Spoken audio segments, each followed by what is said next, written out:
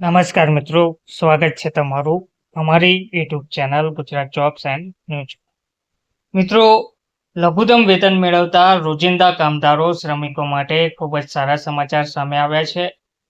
સરકાર દ્વારા એક ખાસ પેન્શન યોજના લાવવામાં આવી રહી છે, જેમાં યોગદાન પણ આપવાનું શ્રમિકોએ રહેશે નહીં.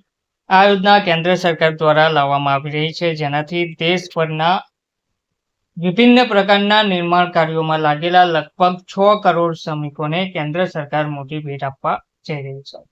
તે બધા રાજ્યો માટે નવી સંકલિત પેન્શન યોજના લાવવાની દિશામાં કામ કરી રહી છે.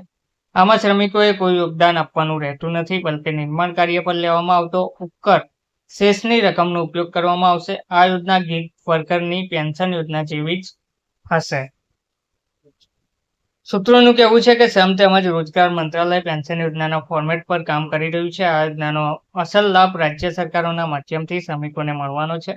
એટલે યોજનામાં એવી વ્યવસ્થા કરવામાં કે રાજ્ય સરળતાથી જોડાઈને તેને ત્યાં કામ કરી રહેલા શ્રમિકોના પેન્શનમાં યોગદાન કરી શકે. મુખ્યત્વે બિલ્ડિંગ અને અન્ય પ્રકારના નિર્માણ કાર્યમાં લાગેલા શ્રમિકોને યોજનાનો લાભ મળશે. તેના માટે રાજ્યવાર રજીસ્ટ્રેશનની વ્યવસ્થા થશે અને પેન્શન બંધ નહીં થાય. જો કોઈ શ્રમિક એક રાજ્ય કે જિલ્લાને છોડીને બીજી જગ્યાએ જાય તો તેનું પેન્શન યોગદાન બંધ નહીં કરવામાં આવે. એટલે સ્થળમાં ફેરફાર થાય તો માત્ર તેને જાણકારી આપવી પડશે. યોજનામાં લાભાન્વિત થનાર શ્રમિકોને પેન્શન સાથે જોડાયેલ એક યુનિક કોડ આપવામાં આવશે, જેથી સ્થળમાં ફેરફાર છતાં પણ પેન્શન યોગદાન તેમના ખાતામાં જમા થશે.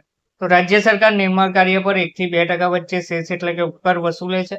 આ ઉપકર શ્રમિકોના કલ્યાણ કાર્યોની પૂર્તિ માટે જ વસૂલવામાં આવે છે. વર્ષ 2005 પછી 1.20 લાખ કરોડથી વધુ રકમ ઉઘરાવાઈ છે, જેમાંથી 70,700 કરોડ શ્રમ કલ્યાણ બોર્ડ પાસે છે, જેનો ઉપયોગ હાલમાં કરવામાં આવી રહ્યો નથી. ધન્યવાદ.